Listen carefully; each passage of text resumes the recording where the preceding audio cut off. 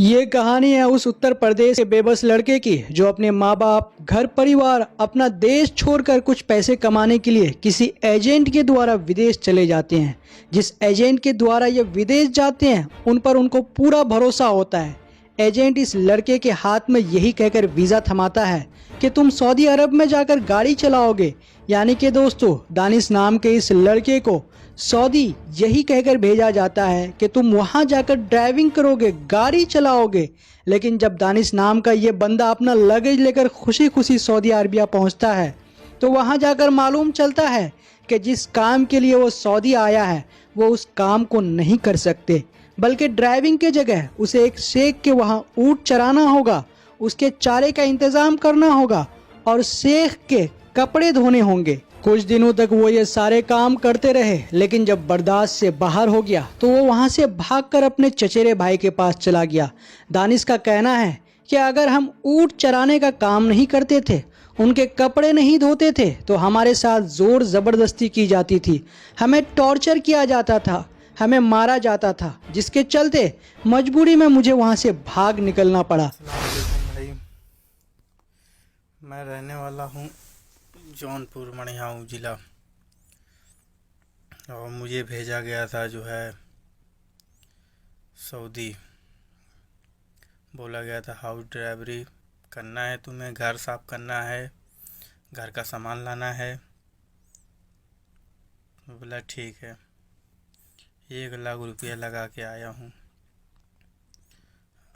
अभी जो है मैं वहाँ से भाग गया हूँ। मुझे कपिल जो है ऊँट वाले में डाल दिया, इस तरह है मैं काम करा रहा था जो है, और मेरे से कपड़े धुलवाता था अपना।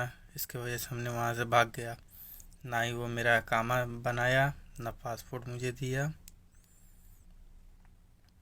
और अभी वहाँ से भागने के बाद एजेंट कहता है कि जो है वो तुमको चोरी लगा देगा, ऊँट बेच दिया उसका, ऐसा तमाम दुनिया भर की बातें बता रहा है कि तुम इंडिया नहीं जा पाओगे, उसका पहले कर्जा अदा करना पड़ेगा। तो भाई लोग थोड़ा मेरा मदद हेल्प करिए भाई, मदद करिए हमारा जो है आप लोग, या तो हमें इंडिया भेज दे बेहतर है। मारता बहुत था मुझे, इसकी वजह से हम उसके पास काम नहीं कर पाएंगे। दानिश के साथ इतना बड़ा धोखा होने के कारण उनका रो रो कर बुरा हाल है।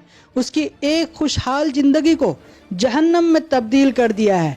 दानिश की यही मन्नत है कि मुझे किसी तरह से यहाँ से निकाला जाए, मुझे नहीं जीना ऐसी ज़िंदगी, मुझे नहीं चाहिए कोई पैसा, बस प्लीज़ मुझे किसी तरह से अपना देश भारत वापस बुला लो। दानिश का ये भी कहना है कि जब हमने अपने उस एजेंट से बात करने की कोशिश की कि आपने मुझे जिस काम के लिए भेजा था वो काम न देकर मुझसे कोई और काम करवाया जा रहा है, तो प्लीज़ आप मुझे वापस भारत बुला लीजिए, लेकिन एजेंट ने दानिश के बात को नकार कर ये कहते रहे कि अगर तुम वहाँ से भागने की कोशिश करोगे तो तुम्हारे ऊपर जुर्माना लगाया जाएगा, तुम्हें सज़ा भी हो सकती है।